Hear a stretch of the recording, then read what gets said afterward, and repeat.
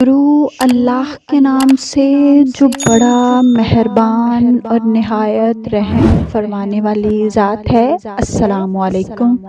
میں شہر کا مشہور ڈاکٹر تھا۔ میرے بیٹے شاذل نے یونیورسٹی میں ٹاپ کر کے گولڈ میڈل لیا تو اس نے اسٹیج پر مجھے یا میری بیوی کو بلانے کی بجائے ایک بوڑھی عورت کو بلایا۔ میری بیوی اور میرا غصے سے برا حال تھا، لیکن جب میری نظر اس بوڑھی عورت پر پڑی تو میرے قدموں کے نیچے سے زمین نکل گئی، کیونکہ وہ بوڑھی عورت کوئی اور نہیں بلکہ میری شاذل مراد میرا لاڈلا بیٹا تھا، اور وہ اتنا ذہین تھا کہ کبھی کبھی تو مجھے اسے دیکھ کر یہ حیرت ہوتی تھی کہ وہ نہ جانے کس پر چلا گیا ہے، کیونکہ میں تو اپنی پڑھائی میں بس ایک ایوریج اسٹوڈنٹ رہا تھا۔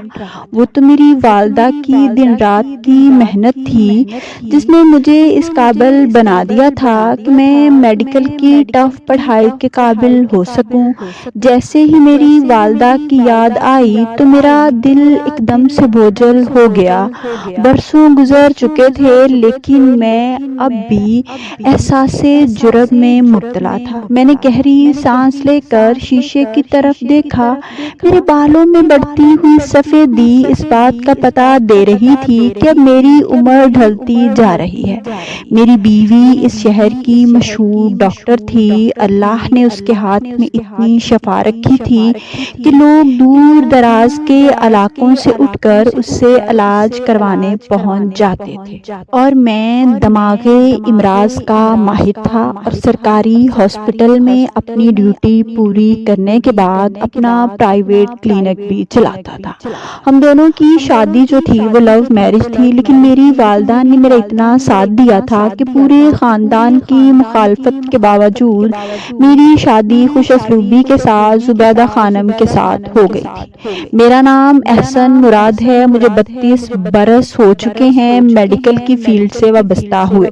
شاذل مراد میرا پہلا بیٹا ہے، جس سے چھوٹی 2 جڑواں بیٹیاں وانیہ اور دانیہ بیرون ملک میں اعلیٰ تعلیم کے لیے گئی ہیں، لیکن ہم لوگوں نے شاذل کو بہت سمجھایا بھی کہ وہ اپنی بہنوں کے ساتھ لندن ہی پڑھائی کرنے چلا جائے، لیکن وہ ہماری بات نہیں مانا۔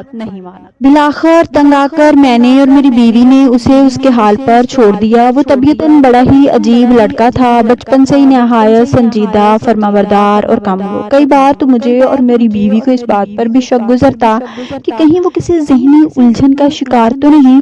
آج یونیورسٹی میں تقسیم انعامات کی تقریب تھی۔ شاذل نے اپنے ڈپارٹمنٹ میں ٹاپ کیا تھا اور گولڈ میڈل جیتا تھا۔ میری بیوی پاکستانی نظام تعلیم کو کچھ خاص نہیں مانتی تھی، لیکن بیٹے کی خواہش کی خاطر وہ بڑے ہی اہتمام کے ساتھ میرے ساتھ تیار ہو کر یونیورسٹی جا رہی تھی، اور آج خصوصی طور پر اس نے اپنے کلینک سے چھٹی بھی کی تھی۔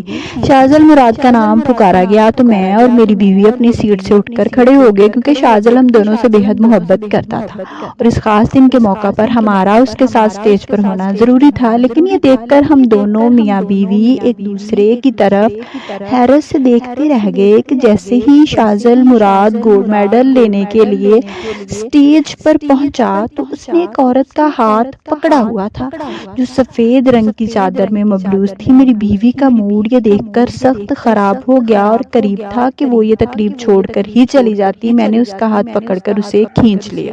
میں نہیں چاہتا تھا کہ اخباری نمائندوں کی نظر میں یہ بات آ جائے کہ شہر کی مشہور گائنی ڈاکٹر زبیدہ خانم اپنے بیٹے کی تقسیم انعامات کی تقریب کو چھوڑ کر چلی گئی۔ جب اس سے میزبان نے پوچھا کہ وہ اپنی اس ڈگری کا سہرا کس کے سر پر سجاتا ہے تو اس نے بڑے اعتماد کے ساتھ کہا کہ سب سے پہلے میں اللہ تعالیٰ کا شکر گزار ہوں کہ اس نے مجھے اس قابل بنایا، اور پھر ایک عظیم ہستی جو پچھلے کئی برسوں سے میرے ساتھ ہے، میں اس ہستی کا شکر گزار ہوں اور میں ان کی دعاؤں اور کاوشوں کی وجہ سے یہاں تک پہنچا ہوں۔ یہ سن کر ایک بار پھر میرے دل میں امید پیدا ہوئی کہ اب وہ ہم دونوں میں سے کسی کا نام لے گا، لیکن شاذل نے اپنے پیچھے کھڑی ہوئی اس بوڑھی عورت کا ہاتھ پکڑ کر جیسے ہی سامنے کیا تو میں یہ دیکھ کر ہکا بکا رہ گیا کہ وہ عورت کوئی اور نہیں بلکہ میری بوڑھی ماں تھی، جسے میں نے 14 سال پہلے دھکے مار کر اپنے گھر سے نکال دیا تھا جب میری بیوی نے مجھ سے اس کی شکایت کی تھی۔ کہ وہ اس کی دوستوں کے سامنے اس کی انسلٹ کرتی ہے، اور جب بھی گھر میں پارٹی ہوتی ہے تو میری ماں اس کی دوستوں کو برا بھلا کہتی ہے۔ میں نے تو کبھی سوچا بھی نہیں تھا کہ میں دوبارہ اپنی ماں کا چہرہ دیکھ پاؤں گا۔ مجھ سے زیادہ خراب حالت زبیدہ کی تھی، جو حیرت سے منہ کھولے میری ماں کی طرف دیکھ رہی تھی۔ میری ماں اپنے کپکپاتے ہاتھوں کے ساتھ شاذل کے سر پر ہاتھ رکھا اور دعائیں دیں۔ حال میں تالیوں کی گونج تھی جب شاذل مراد نے یہ کہا کہ میں آج جو کچھ بھی ہوں وہ صرف اپنی دادی جان کی وجہ سے ہوں۔ زبیدہ یہ سن کر وہاں ٹھہری نہیں۔ ذلت کے احساس کی وجہ سے اس کا چہرہ سرخ ہو رہا تھا، اور میں جانتا تھا کہ وہ کس قدر ضدی اور گھمنڈی عورت ہے۔ وہ فوراً اپنا پرس اٹھا کر غصے سے اپنی ہیلز کے ساتھ ٹک ٹک کرتی وہاں سے چلی گئی۔ شاذل مراد بڑے ہی پروکار انداز سے اپنی دادی کا ہاتھ پکڑ کر اسٹیج سے نیچے اتار رہا تھا۔ اس کے اساتذہ اور اس کے کلاس فیلو خوشی سے اب تک تالیاں بجا رہے تھے۔ وہ میرے پاس سے ہوتا ہوا گزر گیا اور میں اسے مبارکباد بھی نہ دے سکا۔ واقعی میری والدہ تھی جو اتنی ہی ذہین اور عظیم، جس نے مجھ جیسے نالائق انسان کو میڈیکل کی سخت پڑھائی کے قابل بنا دیا۔ تو اپنے پوتے پر کس قدر محنت کرتی ہوں گی۔ آپ سبھی لوگ سوچ رہے ہوں گے کہ میری والدہ آخر کون ہے۔ تو ناظرین، میری والدہ ایک سرکاری اسکول کی ریٹائر پرنسپل ہیں، جنہوں نے میرے والد کے وفات کے بعد نہ صرف گھر سنبھالا بلکہ نوکری کر کے ہم سب بہن بھائیوں کی پرورش بھی کی۔ مجھ سے چھوٹا بھائی عادل مراد پچھلی کئی دہائیوں سے امریکہ میں ڈاکٹری کے پیشے سے وابستہ ہے، اور میری دونوں بہنیں قطر میں اپنی خدمات سر انجام دے رہی ہیں۔ میرے والد ایک شہید فوجی افسر تھے۔ بابا سے شادی سے پہلے میری ماں جو تھی وہ ایک ملٹری اسکول میں پڑھاتی تھی، اور پھر انہوں نے مختلف امتحانات دے کر سرکاری نوکری حاصل کی تھی۔ مجھے اچھی طرح سے اب بھی یاد ہے کہ انہیں تعلیم کا کس قدر جنون تھا۔ ہم جب بھی بہن بھائی چھوٹے تھے اس وقت بھی وہ محلے کے بہت سے بچوں کو میڈیکل کی تیاری کرواتی تھی، اور میرے والد ان کے اس نیک کام میں ہمیشہ ان کا ساتھ دیتے تھے۔ میرے بابا کا ماننا تھا تعلیم ایک روشنی ہے، اور انسان کے پاس اگر تعلیم ہو تو اسے ایک شمع سے دوسری شمع روشن ضرور کرنی چاہیے۔ میں ماضی کے دھندکلوں میں کھویا ہوا تھا، جبھی اچانک ایک مقامی رپورٹر میرے سامنے پہنچا اور مجھ سے چبھتا ہوا سوال کر ڈالا کہ احسن مراد سر، جس خاتون کے ساتھ ابھی آپ کے بیٹے نے گولڈ میڈل وصول کیا ہے وہ کون ہے؟ کیا وہ سچ میں ہی آپ کی والدہ ہیں یا پھر آپ کی کوئی عزیزہ ہیں؟ میں ان لوگوں کے سوال کا کوئی جواب نہ دیتے ہوئے تیزی سے وہاں سے نکل گیا، کیونکہ جب بھی کوئی میرا انٹرویو کرتا تھا تو میں اسے ہمیشہ یہی بتاتا تھا کہ میری والدہ جو ہیں وہ کافی عرصہ پہلے انتقال کر چکی ہیں۔ میں انہیں کس منہ سے بتاتا کہ شاذل اپنی دادی کے ساتھ ہی وہ میڈل وصول کر کے گیا ہے۔ میں اپنی گاڑی تک تو تیز رفتاری سے پہنچ گیا، لیکن گاڑی میں بیٹھ کر مجھے یوں لگا جیسے میں ایک دم سے برسوں کا مریض ہو گیا ہوں۔ میری سانس پھول رہی ہے اور میرا دل ایک دم سے گھبرانے لگا ہے۔ شاذل میرا اکلوتا بیٹا تھا اور مجھے اس سے بے شمار امیدیں وابستہ تھی، لیکن اگر وہ اس اہم دن کے موقع پر مجھے اور میری بیوی کو نظر انداز کر سکتا ہے تو پھر مستقبل میں مجھے اس سے کیا امید رکھنی چاہیے۔ تبھی کوئی میرے برابر میں زور سے ہنسا تو میں نے دیکھا کہ وہاں پر میں ہی بیٹھا ہوں، اور مجھے میرے ہم شکل نے کہا کہ حسن مراد، اب کیوں افسردہ ہو گئے ہو؟ بھول گئے ہو وہ وقت جب تمہاری بیمار ماں تمہارے سامنے ہاتھ جوڑ کر کہہ رہی تھی کہ اس طوفانی بارش میں سے گھر سے مت نکالو، مگر اس وقت تمہاری نظروں پر تمہاری چہیتی بیوی کے پیار کی پٹی بندھی تھی جس نے تمہیں ہر طرح سے اندھا کر دیا تھا۔ دیکھو تمہاری وہی عمر ہے جس عمر میں تم نے اپنی بوڑھی ماں کو رسوا کر کے گھر سے نکالا تھا۔ شکر کرو کہ تمہارے ہاتھ پاؤں ابھی بھی سلامت ہیں، تم کسی بھی اولاد کے محتاج نہیں۔ میں نے اپنے ہم شکل کی باتیں سنی اور اپنے کانوں پر ہاتھ رکھ کے زور سے چیخ پڑا۔ تھوڑی دیر بعد میں تیزی سے وہاں سے گاڑی چلا کر اپنے گھر کی طرف جا رہا تھا کہ اچانک ہی سامنے سے آتے ہوئے ایک تیز رفتار ٹرک نے میری گاڑی کو ہی ہٹ کر دیا۔ میں نے بریک لگا کر گاڑی موڑنے کی بڑی کوشش کی، لیکن پھر بھی وہ مجھے کھینچتا ہوا بہت دور تک لے گیا، اور پھر میرا ذہن تاریکیوں میں ڈوب گیا۔ جب میری آنکھ کھلی تو میرا پورا وجود سفید پٹیوں میں جکڑا ہوا تھا۔ مجھے سب کچھ دھندلا دھندلا سا نظر آ رہا تھا۔ مجھے یوں لگا کوئی مجھ پر جھکا ہوا ہے۔ میں نے بہت دھیان دے کر دیکھنے کی کوشش کی تو وہ میری بوڑھی ماں کا چہرہ تھا۔ اس کی بوڑھی آنکھوں سے آنسو نکل کر میرے ماتھے پر گر رہے تھے۔ تبھی میں نے شاذل کی آواز سنی جو کہہ رہا تھا، دادی پلیز روئیں مت، یہ بچ جائیں گے، انہیں کچھ نہیں ہوگا۔ شاذل کے لہجے میں کچھ ایسی کاٹ تھی کہ کہ میرا وجود زخمی تھا اور چھلی ہو کر رہ گیا۔ اپنی سکی اولاد کے منہ سے جب ماں باپ اپنے لیے اتنے سخت الفاظ سنتے ہیں تو ان پر کیا گزرتی ہے، یہ سمجھنے میں مجھے پورے 14 برس لگے تھے۔ ایک دم میرے سر میں تیز درد اٹھا اور میں ایک چیخ ہی میرے منہ سے بے اختیار نکلی۔ شاید وہ برسوں پرانا دبا ہوا درد تھا یا احساس جرم یا پھر ندامت تھی۔ ڈاکٹر فوراً بھاگ کر مجھ تک پہنچے اور کمرے میں موجود سبھی لوگوں کو ڈانٹنے لگے کہ وہ باہر چلے جائیں۔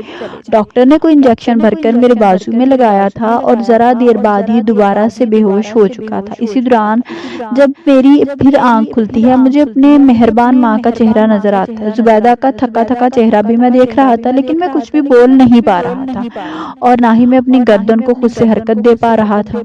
مجھے شدید قسم کی انجری ہوئی تھی۔ کئی روز بعد میں مکمل ہوش میں تھا جب ڈاکٹر میرے کمرے میں آ گئی اور میری بیوی اور بیٹے کو بتانے لگی کہ ان کا زندہ بچ جانا کسی معجزے سے کم نہیں، لیکن اب یہ ساری عمر ہی اس بیڈ پر گزاریں گے۔ ان کی ریڑھ کی ہڈی اور حرام مغز بری طرح سے متاثر ہوا ہے اور ساتھ ہی بولنے کی صلاحیت پر بھی نہایت برا اثر پڑا ہے۔ ڈاکٹر کی یہ بات سن کر میں رونا چاہتا تھا، لیکن نہ تو میری آواز نکل رہی تھی اور نہ ہی میں اپنے وجود کو ہلا پا رہا تھا۔ شاید میں کئی مہینے اسی ہاسپٹل میں داخل رہا۔ شاذل ذرا سی دیر کے لیے ہاسپٹل آتا تھا، پھر دن بھر نرسز کے رحم و کرم پر ہی ہوتا تھا۔ پھر میری بیوی زبیدہ اپنے کلینک سے چھٹی کر کے ہاسپٹل پہنچتی اور پھر ذرا دیر میرے پاس رک کر وہ بھی گھر چلی جاتی۔ چند روز پہلے میں جو اتنا نامی گرامی ڈاکٹر تھا اب خود بے بس ہو کر بستر پر پڑا تھا۔ میں نے اپنی نظروں سے اپنے سارے رشتوں کی سچائی دیکھ لی تھی۔ میری وہ دونوں بیٹیاں جو ہر روز مجھ سے ویڈیو کال پر بات کرتی تھیں ان کا بھی کچھ اتا پتہ نہیں تھا۔ میں اندر ہی اندر احساس تنہائی سے مرتا جا رہا تھا۔ نہ جانے میری ماں بھی ہاسپٹل کیوں نہیں آ رہی تھی۔ میں روز ماں کہہ کر چلانے کی کوشش کرتا تو میرے حلق سے آواز ہی نہیں نکل پاتی تھی۔ پورے 2.5 ماہ بعد مجھے ہاسپٹل سے چھٹی ملی۔ زبیدہ اس روز بڑے مصروف انداز میں ہاسپٹل پہنچی، بلز وغیرہ کلیئر کیے۔ شاذل اس روز بھی اپنی ماں کے ساتھ نہیں تھا۔ میل نرسز نے مجھے ایمبولینس میں منتقل کیا۔ میرا واحد سہارا الیکٹرک ویل چیئر تھی اور میں ہر ضرورت کے لیے میل نرس کا محتاج تھا۔ ہمارا ماسٹر بیڈ روم دوسری منزل پر تھا، لیکن اب زبیدہ نے میرے لیے وہ چھوٹا سا روم کھلوا دیا تھا جہاں پر زبیدہ کی فرمائش پر میں نے اپنی والدہ کو رکھا تھا۔ جب میں نے 20 سال پہلے یہ کمرہ بنوایا تھا، میرے بابا جب شہید ہوئے تھے، میری ماں بہت خوبصورت بھی تھی اور جوان بھی۔ میری عمر اس وقت 12 سال تھی۔ مجھے اب بھی اچھی طرح سے یاد ہے میری نانی اماں نے انہیں بڑا مجبور کیا تھا کہ وہ دوسری شادی کر لیں، لیکن انہوں نے اپنی اولاد کی خاطر اکیلے رہنا منظور کر لیا تھا۔ لیکن دوسری شادی پر رضامند نہیں ہوئی تھی، لیکن وہی اولاد اب اس قابل ہوئی کہ وہ اپنی ماں کی دی گئی ساری قربانیوں کا بدلہ انہیں لوٹا سکے، تو انہوں نے اسے دھکے دے کر گھر سے نکال دیا تھا۔ میری نظر میں 14 برس پہلے کا منظر تازہ ہوا تھا جب میری ماں کو میری ماڈرن بیوی نے مجھے ایمرجنسی کال کر کے گھر بلایا تھا۔ میں اس وقت بہت ہی ضروری میٹنگ میں مصروف تھا۔ زبیدہ نے اس روز مجھے دھمکی دی تھی کہ اگر میری ماں کی یہی حرکتیں برقرار رہیں تو وہ میرے 3 بچوں کو لے کر مجھے چھوڑ کر چلی جائے گی۔ شاذل اس وقت 13 سال کا تھا اور میری دونوں بیٹیاں 9 سال کی۔ میں نے اپنی ماں سے بہت ہی برا سلوک کیا تھا۔ میں نے اپنی ماں کے ساتھ بہت ہی برا سلوک کیا تھا اور غصے میں انہیں یہاں تک کہہ دیا تھا کہ وہ میرے گھر کی مالکن نہیں ہیں بلکہ صرف یہاں رہتی ہیں اور یہ گھر زبیدہ کی ملکیت ہے۔ یہاں پر وہی ہوگا جو زبیدہ چاہتی ہے۔ میری ماں اس وقت حیرت سے میرا چہرہ دیکھ رہی تھی۔ میری ماں نے روتے ہوئے مجھ سے پوچھا کہ حسن مراد، اگر یہ گھر تمہاری بیوی کا ہے تو مجھے بتاؤ کہ تمہارے باپ کا چھوڑا ہوا وہ گھر کہاں ہے جو میری ملکیت تھا اور تم نے اور تمہارے بھائی نے اسے بیچ کر مجھے بے گھر اور بے آسرا کر دیا تھا۔ ان کی آواز سن کر غصے سے میرا دماغ ہی گھوم گیا تھا اور جلدی پر تیلی زبیدہ نے لگائی تھی مجھے یہ بتا کر کہ میری ماں محلے کے بچوں کو ٹیوشن پڑھاتی ہے تاکہ دنیا کی نظر میں یہ ثابت کر سکے کہ ہم نے اسے کسی چیز سے محروم رکھا ہوا ہے۔ میری ماں نے بڑے دکھ کے ساتھ میری طرف دیکھتے ہوئے کہا کہ حسن مراد، تم جانتے ہو میں محلے کے بچوں کے شروع سے ہی ٹیوشن پڑھاتی ہوں اور یہاں پر موجود لوگ بھی یہ بات بات جانتے ہیں کہ جن بچوں کو میں پڑھاتی ہوں وہ ہمیشہ اچھے نمبروں سے ٹیسٹ میں پاس ہوتے ہیں، اور میں نے کبھی کسی سے پیسوں کی کوئی بات نہیں کی، اور یہ حقیقت میں بچپن سے ہی جانتا تھا، اور جانتا تھا کہ میری ماں کے اسٹوڈنٹ بھی بے شمار ہے، یہاں تک کہ امی اگر کبھی مارکیٹ بھی جاتی تھیں تو دکاندار عزت سے کھڑے ہو کر یہ کہتے تھے کہ آپ ہماری اور ہمارے بچوں کے استاد ہیں۔ لیکن میں نے جب زبیدہ کی آنکھوں میں دیکھا تو وہاں پر صاف لکھا تھا کہ اب وہ کسی صورت بھی میری ماں کو گھر میں رہنے کی اجازت نہیں دے سکتا۔ میں نے امی سے سخت لہجے میں کہا کہ امی پلیز ہم لوگوں کو ہمارے طریقے سے زندگی گزارنے دیں، میرا گھر برباد مت کریں، میرے چھوٹے چھوٹے بچے ہیں، اگر روز ہی میرے گھر میں یہ سب ہوگا تو میرا گھر ٹوٹ جائے گا اور میرے بچے بھی برباد ہو جائیں گے۔ امی روتی رہ گئیں اور میں نے ان کا سامان جو زبیدہ پہلے ہی پیک کر چکی تھی اٹھایا اور تیز بارش میں دروازہ کھول کر انہیں گھر سے باہر نکال دیا۔ یہ سارا منظر میری آنکھوں کے سامنے کسی فلم کی طرح چل رہا تھا، میں پسینے سے بری طرح شرابور ہو چکا تھا۔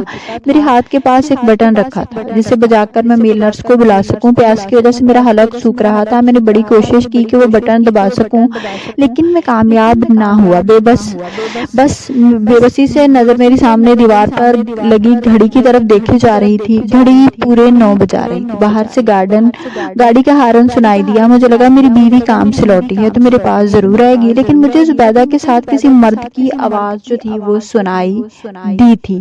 ان کی باتیں نہایت غیر اخلاقی تھیں، یوں لگ رہا تھا جیسے زبیدہ اپنی ہوش و حواس میں نہیں، غیرت اور غصے کی وجہ سے میرا خون ابل رہا تھا اور میں کچھ بھی نہیں کر پا رہا تھا کہ میری بیوی کردار کتنی کمزور ہے کہ 4 ماہ پہلے جب میں بستر پر پہنچا تو وہ یہ سب کرے گی۔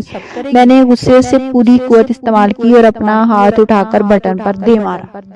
میل نرس بھاگا کمرے میں پہنچا تو میں نے اسے اشارہ کیا کہ وہ مجھے باہر لے جائے۔ یہ لڑکا بہت ہی غریب گھر کا تھا اور میں نے ترس کھا کر اسے خود اپنے ہاسپٹل میں نوکری دی تھی۔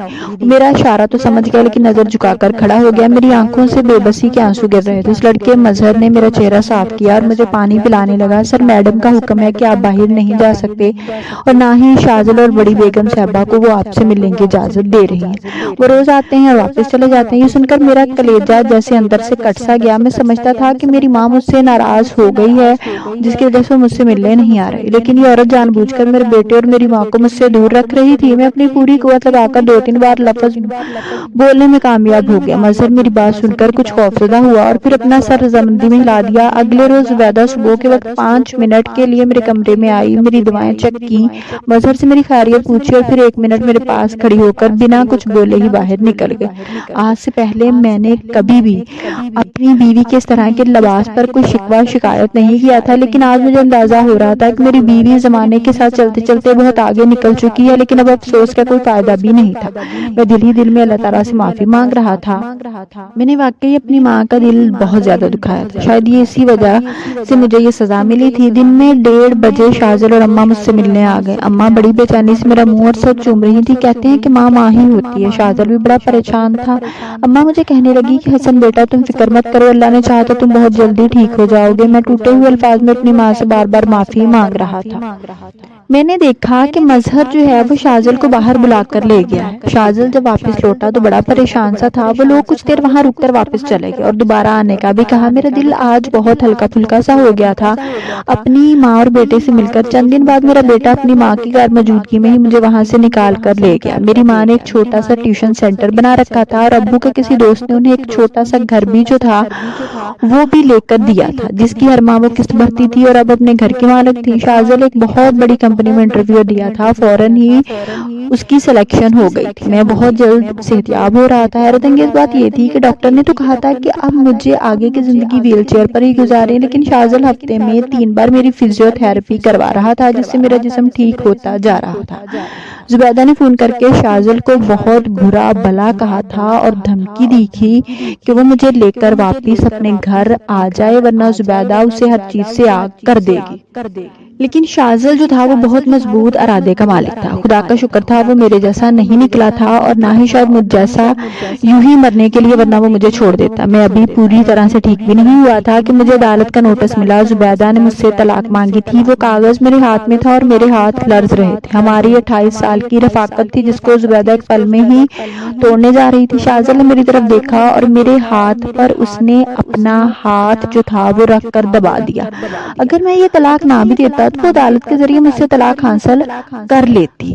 اماں اور شاہزل اس سے ملنے بھی گئے اور سمجھانے کی کوشش بھی کی، لیکن وہ پوری طرح ہتھے سے اکڑ گئی اور ان کی بے عزتی کر کے انہیں گھر سے نکال دیا۔ میں اچھی طرح جانتا تھا کہ وہ یہ سب کیوں کر رہی ہے، کیونکہ میں سرکاری ہاسپٹل میں اعلیٰ عہدے پر کام کرتے ہوئے بہت زیادہ گھپلے کر چکا تھا اور میں نے اپنی ساری پراپرٹی ہمیشہ زبیدہ کے نام پر خریدی تھی، اس لیے اب وہ مجھے چھوڑ کر اس پر قبضہ کرنا چاہتی تھی۔ میں نے اچھی طرح سوچا سمجھا، 3-4 بار عدالت میں جا کر مجھے یہ اندازہ بھی ہو گیا کہ دولت سے ہر چیز خریدی جا سکتی ہے، اور پھر میں نے اسے طلاق دے دی۔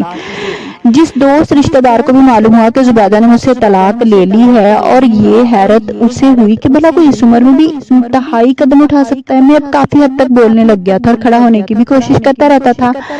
تب مجھے معلوم ہوا زبیدہ نے تقریباً ساری پراپرٹی بیچ ڈالی اور کل اندر منتقل ہو رہی ہے۔ بیماری کی وجہ سے میں طویل چھٹیوں پر تھا، اور یہ بھی شکر تھا کہ زبیدہ کے اکسانے پر بھی میں نے سرکاری نوکری نہیں چھوڑی۔ شاہزل نے اپنی بہنوں سے بھی رابطہ کرنے کی کوشش کی۔ جب انہیں سارے حالات کا علم ہوا تو وہ بھی بہت زیادہ پریشانی میں آ گئی تھی، اور ان کی تعلیم کے ابھی 2 سال رہتے تھے۔ وہ لوگ بھی اس وجہ سے پریشان تھیں کہ ان کی تعلیمی اخراجات کہاں سے پورے ہوں گے۔ میں نے شاہزل سے یہ کہہ کر اپنی وہ کوٹھی فروخت کروا دی جو میرے نام پر تھی۔ اگر شاہزل کی جگہ کوئی اور ہوتا تو وہ اپنا حصہ بیچ کر بہنوں کی تعلیم پر لگانے کے لیے کبھی بھی رضامند نہ ہوتا۔ مجھے اب علم ہوا کہ جیسے ہی شاہزل 19 سال کا ہوا تھا وہ کوچنگ سینٹر جانے کا کہہ کر اپنی دادی سے ملنے لگا تھا، اور اس کی دادی اسے مسلسل پڑھاتی تھی۔ دیکھتے ہی دیکھتے میرے سامنے لوگوں کے چہرے بے نقاب ہو گئے تھے۔ میری بیوی کئی پچھلے برس سے اپنی کزن شامیر کے ساتھ تعلقات میں تھی، اور وہ جس وقت میری بیوی نے اماں کو گھر سے نکلوایا تھا اس وقت شامیر پاکستان آیا ہوا تھا، اور امی نے زبیدہ کو یہی سمجھانے کی کوشش کی تھی کہ اپنے شوہر کی عزت اور مرتبے کا خیال کرے اور یہ گھٹیا حرکت نہ کرے۔ شاہزل بچپن سے ہی ذہنی دباؤ کا شکار اسی وجہ سے رہا کہ میں جو اپنے کام کاج میں مصروف رہتا تھا۔ میری ماں کے گھر سے جانے کے بعد میری بیوی کھلے عام اپنے مرد دوستوں کے ساتھ میرے ہی گھر میں پارٹیاں کرتی تھی۔ میری بیوی چونکہ ایسے ماحول سے تعلق رکھتی تھی یہاں یہ باتیں عام تھیں۔ 6 مہینے بعد میں اس قابل ہو گیا کہ لاٹھی کے سہارے چل پھر سکتا تھا۔ میں نے دوبارہ سے اپنی نوکری جوائن کر لی۔ لوگ میری طرف بڑی ہی عجیب نظروں سے دیکھتے تھے۔ میں نے اپنے کانوں سے اپنے بارے میں اتنی گھٹیا باتیں سنی کہ میں گھر آ کر رو پڑتا تھا۔ ساری دنیا ہی جانتی تھی کہ میری بیوی کیسی عورت ہے، صرف میں نے ہی دولت کی چکا چوند میں اندھا ہو کر اس کی طرف سے اپنی آنکھیں بند کر رکھی تھی۔ مجھے سمجھ آ رہا تھا کہ شاہزل ہمیشہ اپنی ماں کے منتخب کردہ راستہ چھوڑ کر خود اپنا فیصلہ کیوں کرتا تھا۔ میری بوڑھی ماں میرے سارے کام اپنے ہاتھوں سے کرتی تو مجھے اپنا بچپن یاد آ جاتا۔ ہاسپٹل جاتے ہوئے مجھے میرا ٹفن بھی بنا کر دیتی۔ دروازے سے نکلتے ہوئے جب مجھ پر اپنی دعاؤں کا حصار کھینچتی تو میں بے اختیار رو پڑتا۔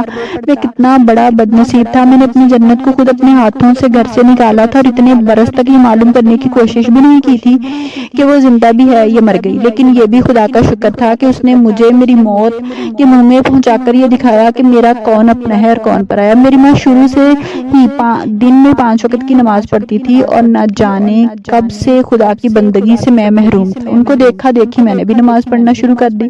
ہمارے لیے اب اس شہر میں رہنا محال ہو رہا تھا۔ میں شاہزل کو بھی اس کے یونیورسٹی فیلوز اور دوست جو تھے وہ تانے دیتے تھے کہ اس کی ماں بڑھاپے میں اس کے باپ کو چھوڑ کر ایک غیر مرد کے ساتھ لندن چلی گئی ہے۔ میں نے اپنی ماں کی طرف دیکھا کیونکہ ایک بار انہیں ہی پھر سے بے گھر ہونا پڑنا تھا، لیکن میری ماں نے ہمیشہ کی طرح میری خوشی کو عزیز رکھا۔ میں نے اپنا تبادلہ دوسرے شہر کروا لیا، اور شاہزل بھی اپنی نوکری چھوڑ کر دوسرے شہر میں اس نے بھی جا کر نوکری کر لی۔ میری بیٹیوں کی تعلیم مکمل ہونے میں 6 مہینے باقی تھے۔ تبھی امی نے مجھ سے ایک دیرینہ خواہش کا اظہار کیا کہ وہ ایک بار اللہ کا گھر دیکھنا چاہتے ہیں۔ شاہزل نے جیسے ہی ان کی یہ خواہش سنی اس نے فوراً انتظامات کرنے شروع کر دیے۔ میرا دل عجیب طرح سے گھبرا رہا تھا، مجھے لگتا تھا جیسے خدا نے مجھے ابھی معاف نہیں کیا۔ شاہزل نے اپنے دفتر سے چھٹی لے لی اور ہم لوگ عمرہ کے لیے روانہ ہو گئے۔ جب کعبۃ اللہ پر میری پہلی نظر پڑی تو میں دھاڑے مار مار کر رویا، اور یہ بھی خدا کا کرم تھا کہ اس نے مجھ جیسے گناہگار کو اس قابل سمجھا کہ مجھے اس کے گھر کی حاضری نصیب ہو گئی۔ ہم لوگوں نے 3 عمرے کر لیے تھے۔ اچانک ہی میں نے محسوس کیا کہ اماں کچھ تھکی تھکی سی ہے۔ میں نے ان کی طبیعت چیک کی تو سب کچھ ٹھیک تھا۔ میں نہیں جانتا تھا کہ یہ سفر میری ماں کا آخری سفر ہوگا۔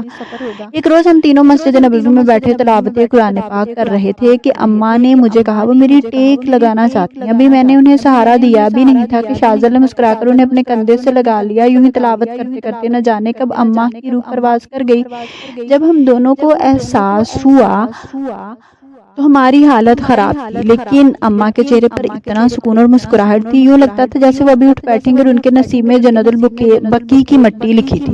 ہم دونوں باپ بیٹے کی خواہش پوری کرنے گئے تھے، لیکن یہ نہیں معلوم تھا کہ ان کی آخری خواہش تھی اپنی ماں کی تدفین کر کے ہم دونوں پاکستان واپس لوٹ آئے تھے، اور میں ہر وقت انہیں یاد کر کے روتا رہتا تھا۔ ایک روز تہجد کے وقت مجھے محسوس ہوا جیسے ابو اور امی میرے کمرے میں داخل ہوئے اور انہوں نے مجھے سہارا دے کر اٹھایا اور کافی دیر بیٹھ کر مجھ سے بات کرتے رہے۔ ابو میرے کندھے پر ہاتھ رکھ کر کہا کہ حسن مراد، میں پچھلے کئی برسوں سے بہت تکلیف میں تھا، مگر خدا کا شکر ہے کہ اس نے تمہیں ہدایت بخشی، اب تم بھی اپنے بچوں کے بارے میں سوچو، ہم دونوں جہاں ہیں بہت خوش ہیں۔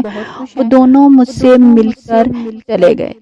یعنی شاذل اس وقت تہجد پڑھنے اٹھا تھا، مجھے اٹھانے پہنچا تو میں گمسم کھوئے ہوئے کھلے ہوئے دروازے کی طرف دیکھ رہا تھا۔ کمرے میں ہر طرف گلاب اور چنبیلی کی خوشبو پھیلی تھی۔ گلاب امی کو بہت ہی زیادہ پسند تھے اور چنبیلی ابو کہتے ہیں کہ ماں باپ مر کر بھی اپنی اولاد کو تکلیف میں نہیں دے سکتے، اور یہ بات سچ تھی۔ میں اپنے بیٹے کے ساتھ وضو کر کے خدا کے سامنے سجدے میں جھک گیا اور اس کا شکر ادا کرنے لگا کہ اس نے مجھے دنیا میں ہی اپنی غلطی سدھار کر پلٹنے کا موقع دیا تھا۔ ناظرین، ہم لوگوں میں آج یہ بات بہت زیادہ پائی جاتی ہے۔ اکثر یہ دیکھا جاتا ہے کہ جب گھر میں بہو آ جاتی ہے تو اس کی حکمرانی ہو جاتی ہے اور والدہ اور بہنیں ایک سائڈ پہ ایک کونے میں گھر میں بیکار فرنیچر کی طرح انہیں رکھ دیا جاتا ہے، سائڈ پہ کر دیا جاتا ہے۔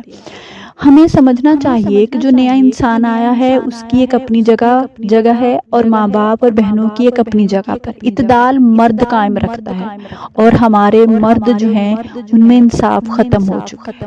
بس بیوی آئی اور اسی کی باتیں سچ لگنے لگی اور ماں اور بہنوں کی باتیں جھوٹ لگنے لگی۔ اللہ تعالیٰ ہم سب کو اپنی ہدایت عطا فرمائے اور ہم سب میں انصاف پیدا کرے اور ہم سب کی آنکھوں پر کبھی بھی غفلت کی پٹی نہ بندھنے دے۔ آمین یا رب العالمین۔